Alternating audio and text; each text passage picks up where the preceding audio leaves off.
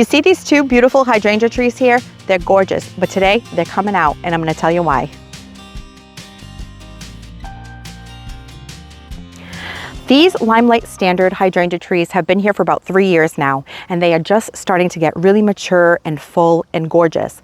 But there is a con or a downside to these. We had a lot of rain this year, and because we've had a lot of rain, the blooms are exceptionally large and the tree is really full. And what happens when it rains is that they get really heavy, the blooms, and they start getting weighted down, which puts a lot of pressure on the trunk of the tree. If you couple that with some wind, which we also get a lot of in this yard, and in fact, yesterday we had a rain event and wind gusts up to 25 miles per hour. George went out to get our trash bins and I was mortified at what he showed me when he came in. I'm gonna go ahead and insert that clip here. When it rains really hard, this is what happens to these trees. All these blooms get saturated and this trunk just can't handle it. All of the supports just get ripped right off. It's just way too heavy. It's a shame. Did you see the bend on that trunk? I'm so lucky that it didn't crack. So after a few times of this happening, of the tree bending and moving and the stakes kind of coming loose from the wind, it was just starting to cause me a lot of anxiety. In fact, it cracked a branch off. It took away a little bit of the round shape that it had. And then I started pruning some branches to kind of take some of the weight off. And that's ultimately when I decided that George was right and that I didn't want to keep worrying about these long term. And now it's just time for them to go. So last night I took photos of these trees and I posted them on Facebook Marketplace to see if I would get any interest before I dug them up and wouldn't be sure what to do with them.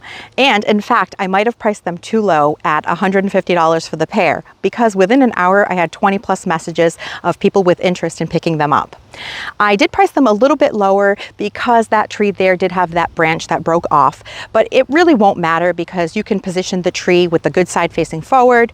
Every tree has a good side, and next year it'll fill out with some new branches and you'll never even know that that happened. And even my local nursery, mature specimens like this one, this one's about 6 feet tall at this point because I'm 5'4" and it's taller than I am. They sell them for $2.25 a piece. So I think I gave someone a good deal and I'm happy that they're going to go to a new home. Now I did have some options if I wanted to keep these. I would just have to go in and selectively prune some of these heavy blooms to take some of the weight off. But inevitably this would continue to happen as the tree grows, the canopy would continue to get larger, and anytime that it rained, these would be weighted down and put pressure on that trunk. It's just sort of an unnatural way for these Limelight hydrangeas to grow.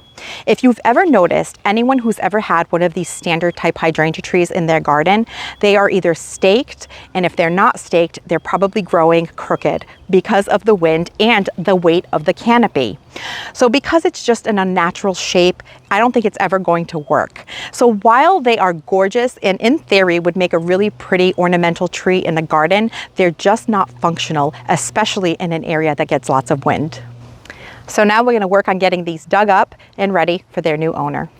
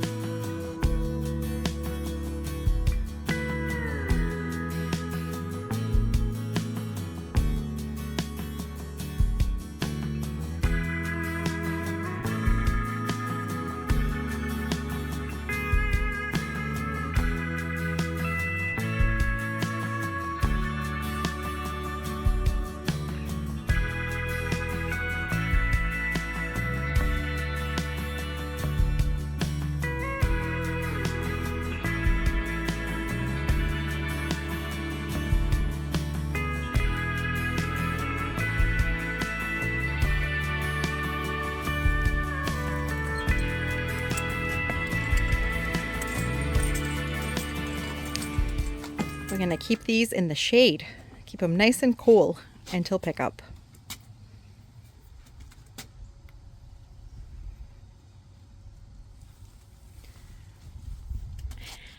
As we were cleaning up from taking out these trees, I noticed that I had a wagon full of my staking equipment or staking supplies. And I thought that even though this is kind of commonplace to me at this point, maybe some of my viewers could find some value in this. When you ever have to stake a tree, the old gardener trick is to use an old piece of hose. So if you have an old hose laying around that maybe sprung a leak, you could cut up that hose and use it for staking. So the idea is that you would put some rope through here, and this rubbery or vinyl tubing hose would actually protect the trunk of the tree. So we went to Home Depot and we were looking for, I didn't have an old garden hose laying around, so we went looking for some staking material, maybe to pick up a hose, or such as this one here, the Vigoro tree staking kit, and it was $10 and you basically just get enough to stake one tree. So we went the DIY route, and George started walking around and he found this item here that is a vinyl tubing, and you get 10 feet of it for $7.50, and I can link it below in case this is something that you want to do in the future. This is what it looks like. Here it is on their website. It is the clear vinyl tubing. It's 1/2 inch diameter, and you get 10 feet of it for $7.51. And with this tubing here, we were able to stake a bunch of trees. So you need some of this tubing and just some clothesline. Yep, regular clothesline, and then George is going to show us how it works. So what I do is I just tie a knot at the end right here, and then I feed it through. Then let's say my arm is the trunk of the tree that I'm trying to support. You would basically just feed this through the other end, through the loop, there you go. And then you would then tie this to your whatever you're going to use for your staking. So it could be sticks. We have these stakes, metal stakes, whatever you have. But we're just talking about this part. Yep. So for a fraction of the price, under $20, you can make a bunch of these. So yeah. So thought that might be useful to some of you. So now the Limelight standard trees are off to their new home, and I didn't expect them to sell so fast, so I wasn't thinking ahead to what I would put there, but I have to get something in there quick because it feels so empty now, and I'm certainly going to miss having something pretty in that area as we pull into the driveway. So here are my thoughts. I do know that I can't put anything tall there that has a canopy that is too heavy, like the Limelight standards that I just took out. I would either need to put a multi-trunk tree or a shrub, something like this that has multiple stems that would be nice and sturdy and withstand the wind in that area. I recently picked up these pinky winky hydrangeas, and I had an idea to put them somewhere else in the garden. But now I'm thinking that maybe these would be a good contender to put behind the walls. Now the Pinky Winky gets to be 6 to 8 feet tall and wide. It has a nice sturdy upward growing habit, and it likes full sun. But here's where I'm not sure. I also like the Limelight Prime, and those have been bred to also have really sturdy stems. So here is my question to all of you. Do you grow either the Pinky Winky Hydrangea or the Limelight Prime in your garden? And what are your thoughts regarding either variety?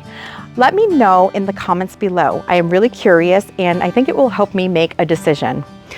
So I am going to work on figuring out what will go next, and once I do, I will be sure to share that with you. So thank you so much for spending your time with me, and I will catch you in the next one.